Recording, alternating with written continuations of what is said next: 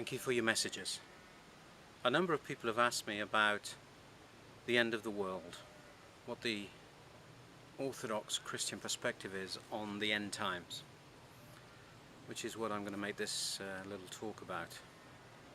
I suppose the first thing we should say is, when thinking about the end of the world, we should avoid sensationalism, we should avoid extremes, avoid things that get us worked up and excited.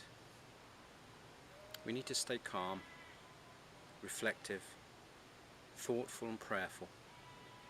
Be sober in our thinking. There is a fashion at the moment, I'm told, in America for these books about those who are left behind after this heresy of the rapture. And the rapture is a heresy. It's a desire to avoid the suffering that is to prefigure the final coming of Christ. But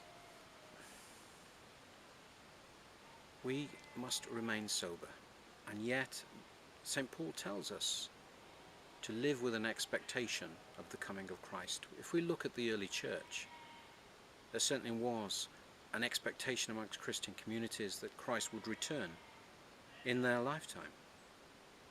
The temple still existed. They could imagine the Antichrist enthroned in the temple until, of course, AD 70, when the temple was destroyed. St. Paul says we are to be watchful, prayerful, live with the expectation of Christ's coming.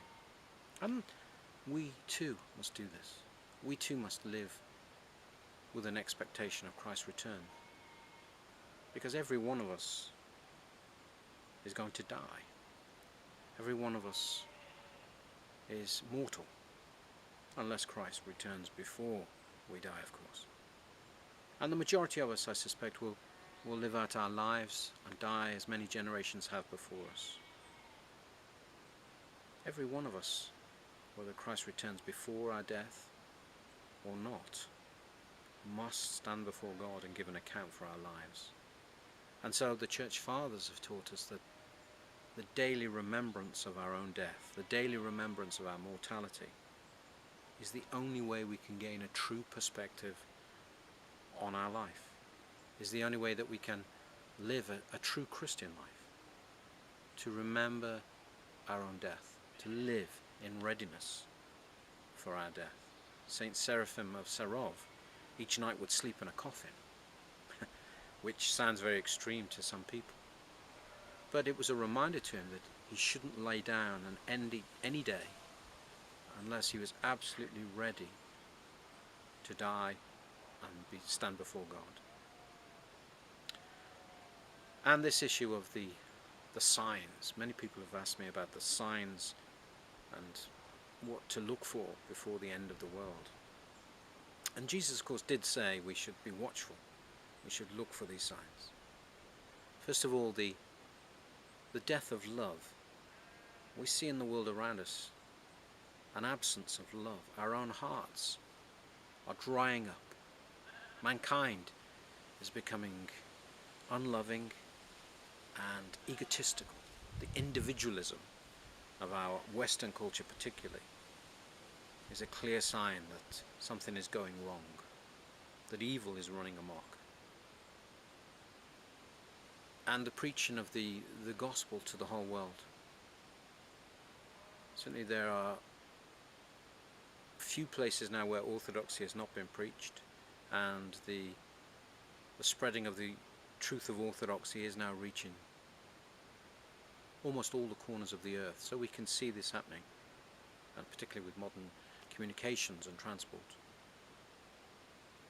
But this subject of Antichrist comes up again and again in many people's messages and questions. I'm wary of speaking too much about it. I don't want to add to the sensationalism in YouTube and on the internet. But when I was on Mount Athos, a monk was talking to me about this subject, and he started talking about the end times, and he said he believed we were in the final chapter of the book of the world, that the times were indicating a closeness to the end of the world, in his opinion, which I respected, of course. And So I asked him, I said, what about the rebuilding of the temple and the seating of Antichrist as God, enthroned as God in the temple in Jerusalem? Do the fathers on Athos take this literally? And his answer was, many do. He didn't say all, he said many do. For those early Christians, the temple still existed, of course. They could imagine Antichrist seated, enthroned in the temple in the Holy of Holies. The temple is not yet rebuilt. The third temple is yet to come. If we take this literally, then we will see a rebuilding of the temple, and there are many, many powerful and wealthy people contributing to the desire for the building of the third temple. Many Jewish and Christian Zionists, particularly Christian Zionists in America, support this idea of the third temple. If it's built, we should ask ourselves, who will it? Who will proclaim the Antichrist as God? Well, we perhaps can say, who is it that has rejected the true Messiah?